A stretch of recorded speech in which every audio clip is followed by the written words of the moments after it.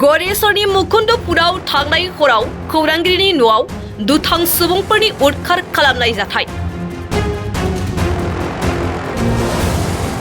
दुथां सुबुंफ्रा हरनि 11 रिंगायाव खौरांगिरिया न'आव गैयै समाव बिमा आरो बिसिखौ हुमखि होदों।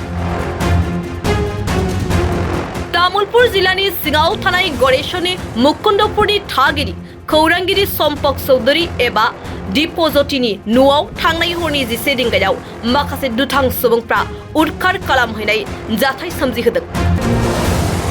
खौरांगिरि सम्पक चौधुरीया न'आव गैयै समाव सा 4-5 दुथांफोरा न'आव हाबनानै खौरांगिरिनि बिमा आरो बिसिनि सिगाङाव सम्पक खौरांगिरि चौधुरीखौ जेराव नुयो बेयावनो बुथारनो हुमखि होदों। खौरांगिरिनि बिमाया मिथिहोनाय बादिब्ला हरनि जाग्रा आदार जाखांनायनि उनाव न'आव सासेबो हौवा सोद्रोमा गैयै समाव बिमा आरो बिसिखौ हुमखि होनानै दुथां सुबुंफ्रा गोलाव सम खौरांगिरिखौ न'नि लामायाव नेनानै थायो। जाथायनि बागै खौरां मोननानै गरेसर पुलिसा हरावनो खौरांगिरिनि न'आव नुजाथिफैयो आरो मोनायाव नेनायनि राहा लायो।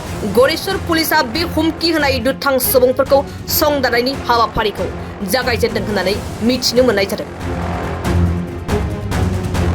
रैखाथि गैयैजों भुगिजानांनाय खौरांगिरिनि न'खरा दायनिगिरिफोरखौ सिनायथिनानै थाबैनो हमनानै गोख्रों साजा होनो गरेसर पुलिसनिसिम दाबि दैखांदों।